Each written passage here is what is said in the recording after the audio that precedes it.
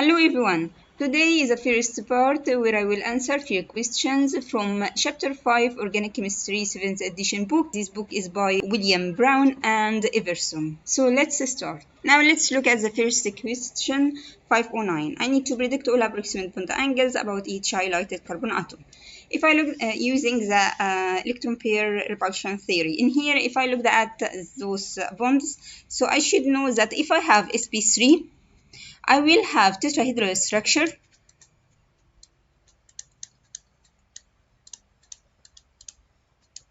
and this tetrahedral structure means I have a bond angle which is from 109.5 to 107.5. Now if I have a bond angle which is sp2, in that case, if I have the hybridization around my carbon atom, my carbon atom hybridization is sp2, this means I have a triangular planar.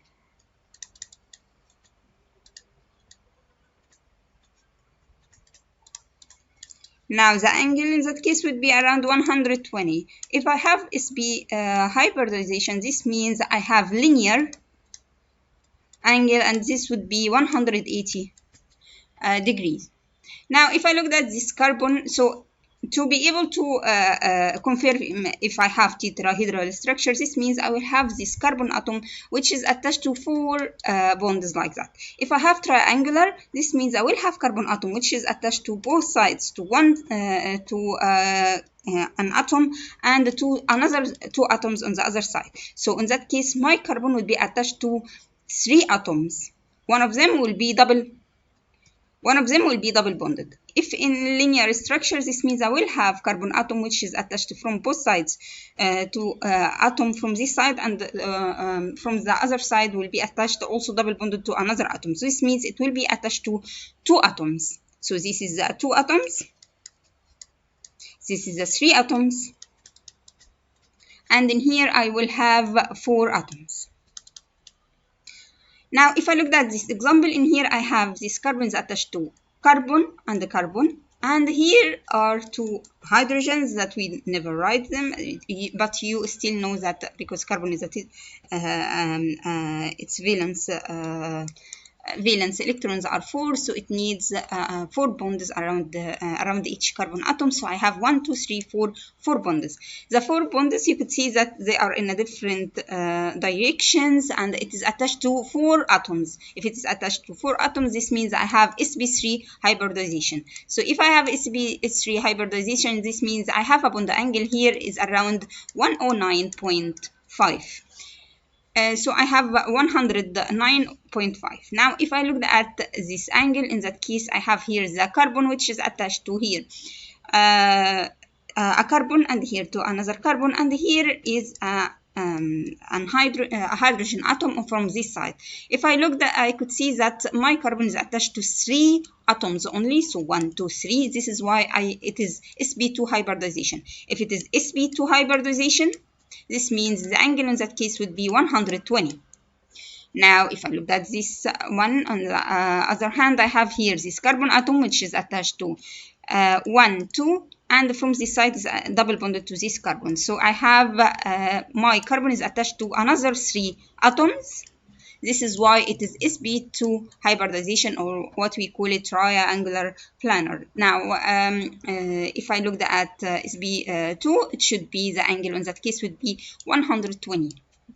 Now, for this example, in here I have this carbon which is double bonded to oxygen, and here is oxygen, and in here to a carbon. This means it's attached to 3 atoms, and because it's attached to 3 atoms, it is sp2 hybridization. This is why the angle here is also 120. Now, if I looked at this example, it's the same, double bonded to one side, this carbon, and here a carbon, and here I have another carbon which is the methyl group actually in here. So I have here this carbon is attached to 3 atoms. This means it is sp2 hybridization, which is 120 degrees. In here you could see that this carbon is attached to from this side to this atom, and triple bonded to that atom. So it is attached to 2 atoms only. This means if it is attached to 2 atoms only, it is sp hybridization. So this carbon is sp hybridization, which means the angle in that case is 180 And if I look at that carbon, it is attached to 2 hydrogens. So I have here hydrogen. I can just remove these 2, and I have here another hydrogen. So I have hydrogen and hydrogen, and here I have a carbon. So it is attached to 3 atoms. Because it's attached to 3 atoms, it is sp2 hybridization, and the angle in that case would be 120. So this is an easy way of looking at the VSEPR, because usually when you need just to know the hybridization, and to be able to do that, you can just count the atoms that is attached to your carbon. If you have 3 atoms attached to your, if you have 4 atoms attached to your carbon, this means you have in that case tetrahedral structure, and you have sp3. If you have 3 atoms attached to your carbon, this means it is sp2 hybridization, and you have a triangular planar. And if it is sp, this means I have 2 atoms attached to my carbon, and in that case it will be linear, and I will have 180 angle. Now moving to the question 513, draw the structure formula for these alkenes. So now I need to name all those alkenes, and the first one I have trans to methyl 3-hexene. So to be able to do that, first I need to look at the parent carbon atoms. I have 6 carbon atoms, and I have at the position I have hexene. This means at the position number 3 I have double bond, and I have a trans structure with 2 methyl on one side. So when I try to draw it, I will have here CH3 on that side. Then I have this carbon, which is bonded to methyl group. So I have here methyl group. And from the other side, I have here, it should be trans, so it is attached to a bond, to a carbon bond, and in that case here I have hydrogen, and here also I have hydrogen, and it will be double bonded to a carbon, and this is why I will call it trans, because when I continue my structure, so I have my parent structure hexa, means 6 carbon atoms. So I have here 1, 2, 3, 4. So here I will add the 5, and here is the last carbon atoms. So I have here at the position number 3 I have the double bond, and the position number 2 I have the methyl group. Now moving to 2-methyl 2-hexene. It is similar to that, but in that case I will have the double bond at the position number 2. So I can just draw my structure. So I have this carbon, which is double bonded to another carbon, and it is because it's on the second position, I expect here to be to have the parent carbon on that side, and here is the methyl that is attached. Here is the methyl. It is attached to the 2 methyl that is attached to my structure. Now I have my parent structure 1, 2, 3. So I have still 4, which will be CH2, and another CH2. Then I have the CH3. And here you could see that I'm missing here 1 hydrogen, so I have here another hydrogen. Now moving to the third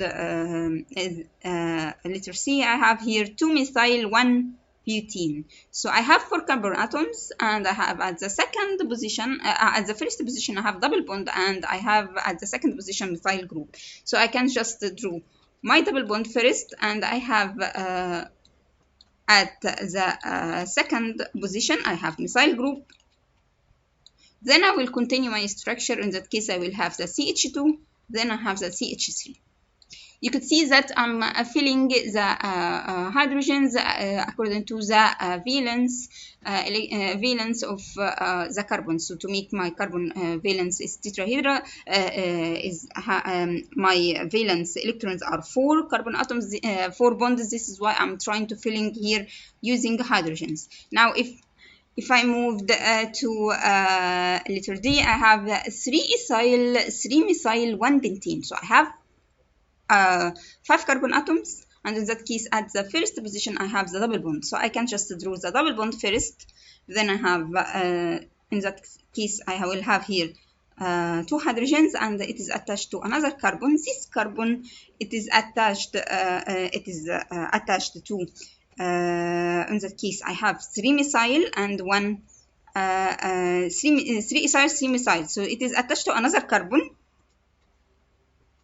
This carbon is attached to a methyl group, and it is attached to a acyl group, which is the CH2CH3. Now this carbon still have penta structure, so I have penta carbon atoms, so I have 1, 2, 3, so I have 4, then I have 5. Now if I looked at the next example, I have 2 and 3 dimethyl 2-pentene, so I have a double bond at the position number 2. This means the position number 1 is CH3. Then the position number 2 I have on that case, so I have 2 and 3, so I have here CH3, and I have also at the position number 2, at the position number 2 I have CH3, and the position number 3 I have CH3.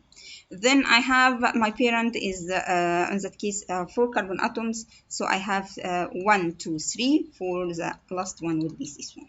Now moving to this 2-pentene, so I have 5 carbon atoms at the second position. I will have the double bond, so I can just draw it like that. So I have here double bond, and on that case I have here from this side CH3, because it's the position number 2, and here to complete the valence bonds around my valence electrons around my carbon will be hydrogen from this side. Then I have here hydrogen, and then I will continue because I have penta structure, so I have CH2CH3. Now I have 1 chloropentene. Let's move to a new slide. So I have this structure. Z means at the same side, and I have here 1 chloro, and I have propene, which means I have a double bond at the position number 1. So I have here double bond, and I have here chloro structure, Cl. And because I have here hydrogen, and because I have Z, which is the same, this means I have 1, 2, 3, the last carbon atom will be on the same side. So if I have Z chloro, this I have Z 1 chloro propene. So I have here a missing hydrogen to that side. Now moving to the last example.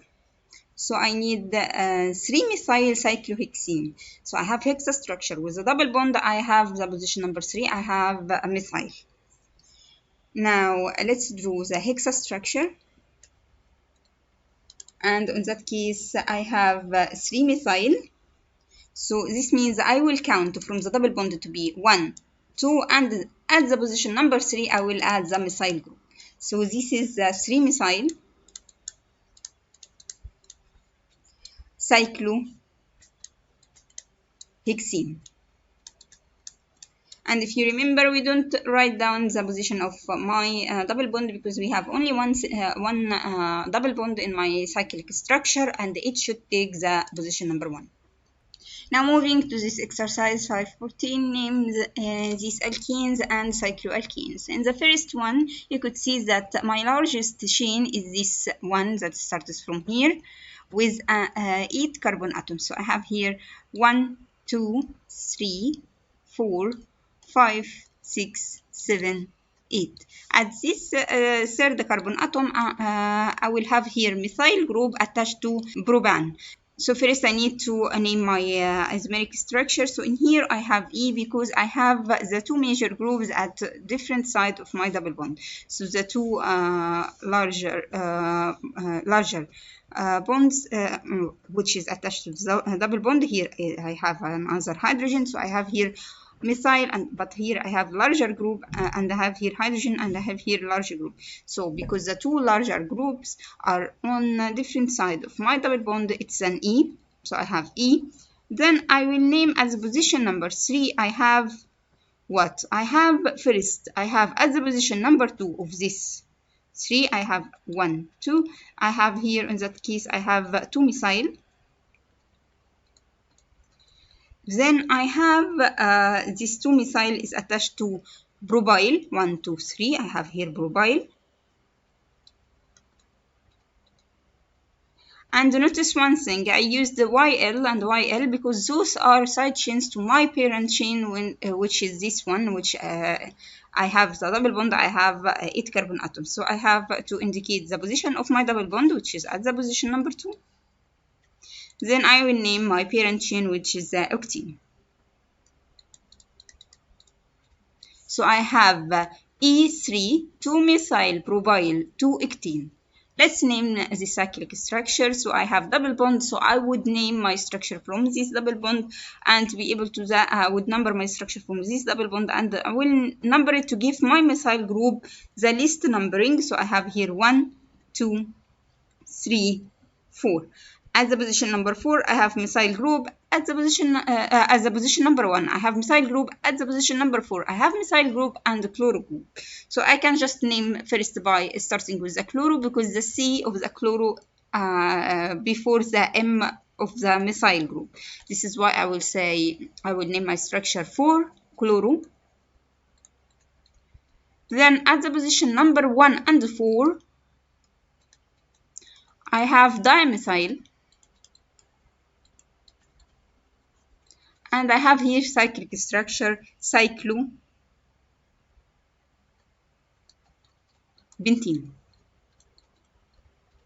And because I have only one double bond, I'm not gonna number my double bond. In here I have a cyclic structure attached to ethylene. So in that case, I can name it ethinyl cyclohexene, or I can name it vinyl cyclohexene. It's in here, so I can just look at my structure, and I have here 1, 2 at the position 1, 2 at the position number 1. I have the cyclic structure, which is the cyclohexane, and here I have the double bond. So I can just name my structure in that case ethinyl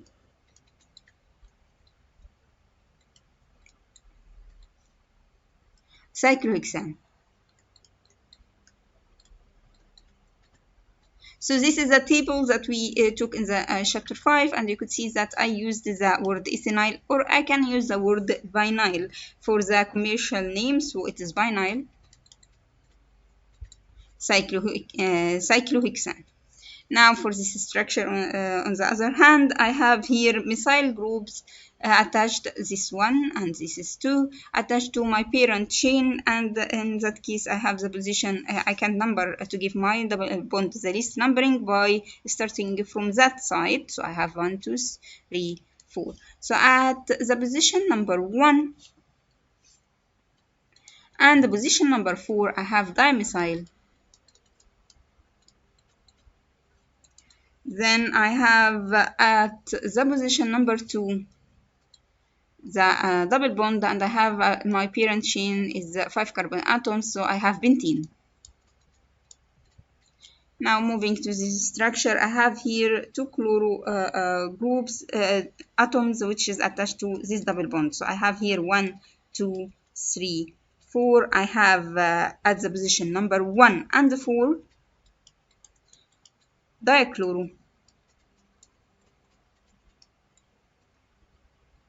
And at the position number 2, I have butene. Or I can name my structure in that case trans first, to indicate that I have trans structure, because major groups at different sides. So I have here hydrogen, and I have here hydrogen, and the major groups are different, are on a different side of my double bond. This is why it's a trans. In here I have 4 fluoroatoms attached to double bond, and when I number my structure, so I have 1, 2, or I can number it from the other side. So I have 4 fluoro. This means I have tetrafluoro, and in that case this is 2 carbon atoms ethylene, and I'm not gonna number because it's it should be the least numbering. So I have tetra fluoro ethylene. Now for this structure, you could see that I have double bonds, so I need to number my double bonds to give them the least numbering comparing to my side chains. So I just need to number from this 1, 2, 3, 4, 5. So I have the side chains, the chloro and the ethyl on the position number 5. So I can just number according to the alphabetic order to have 5 chloro. Then I have 5 ethyl. Then I have at the position number 1 and 3. You can see here 3 and 1, 1 and 3. cyclobenzadiene to indicate that I have two double bonds. So I will name cyclobenta. Then I will use the diene to indicate that I have two double bonds. Now for this last structure, I have a hexa structure with the two double bonds, and I can number from any side to give my double bonds the least numbering. So I have 1, 2, 3, 4, 5 on that case at the position number 1 and the position number 4. I have cyclic structure cyclo, hexa.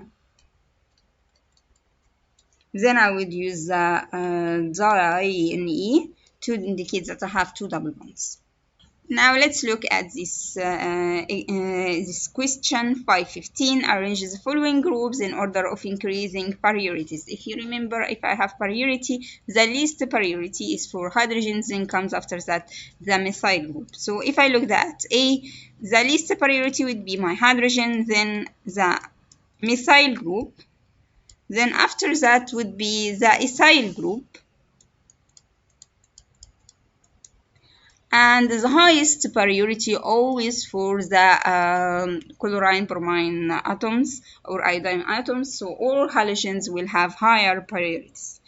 Now for B, in that case I have here O-methyl, then I have here oxygen attached to methyl group. In here I have CH3 by 2, here boron atom attached to two ethyl groups, then hydrogen. The least priorities, like always, would be my hydrogen. Then what comes after is actually gonna be the according to the if you looked at the periodic table, boron come before the carbons. This is why it would be less priorities comparing to the one which is attached to two carbons. So it's like looking actually at more of the position, which one of them comes first. So I have here 3 carbon atoms. Those 3 carbon atoms comes before the oxygen. This is why they have least priority than the oxygen. So I have here CH, then I have here CH3 by 2, then the higher priority for oxygen, and then CH3. So an easy way, the more electronegative, the higher priority my compound would be. Now for the last example in here, I have methyl, and here I have hydroxyl group attached to methyl group, methyl. Then I have here amino group, and I have here bromine group. Let's look at the priority always for the hydrogen, then the methyl. So this would be the least priority. Now what comes after, if I looked at the electronegativity of the nitrogen is less than the electronegativity of oxygen or bromine. This is why it would come first. So I have here CH2, NH2. Then I have the CH2, OH, then the CH2, Br. It is not quite the right way of looking at them, but increasing the electronegativity would increase the priority of my groups. Now let's look at the question 521. Following are structure formulas and common names for 4 molecules that contain both a carbon-carbon double bond and another functional group. Give each of them their IUPAC name.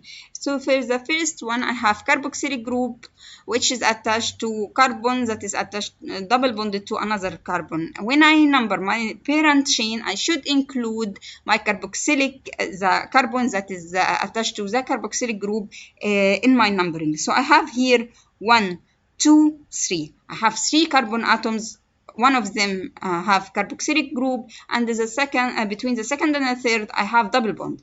This is why I will write down that I have at the position number 2. Then I will write down the parent name, which is propene. And you could see that I have used the En to indicate that I have double bond, and here the position of my double bond. Then I would name the OIC, propanoic acid, to indicate that I have carboxylic acid. So I have OIC, then acid. Now, if I looked at this structure, in that case, I would number from also the side which contains the functional group. So you could see that I number from the side which I have a functional group. So here I would number from this side because I have here the functional group, which is the aldehyde group. At the position number 2, I have double bond, so I should indicate it in the parent name, which is also propene. Then I would use the suffix which indicates the presence of aldehyde. In here I have, in that case, cryogenic acid, and in here I have carboxylic group, and I have double bond at this position, so I would number 1, 2, 3, 4. So at the position number 2, I have, in that case, the double bond, so I have butene at the position number 2, butene. Now, if I looked at cryogenic acid, I have carboxylic group from this side, so I would number from the functional group side, and I have the position number 2, I have 2 double bond, and my parent chain are 4 carbon atoms. So at the position number 2, I have a parent chain which is butene. Then I would add the OIC acid to indicate that I have carboxylic group. So I have 2 butenic acid. In that case, I have here the functional group. The most near side to my functional group is from this side. And in that case, my double bond would be at the position number 3, because if I number, I have here 1, 2, 3, 4. I have 4 carbon atoms. At the position number 3, I have the double bond, so I have 2 butene. Then at the position number 2, I have, in that case, ONE to indicate that I have a ketone. So you could see that if I have the functional group as a terminal, I don't number it, but if I have it in between my structure in here, I have it at the position number 2, I have to number to indicate the number of the functional group that I have. So I have 3 butene, 2 ON. By that, I came to the end of the first part of chapter 5 solution manual. Until next part, thank you and goodbye.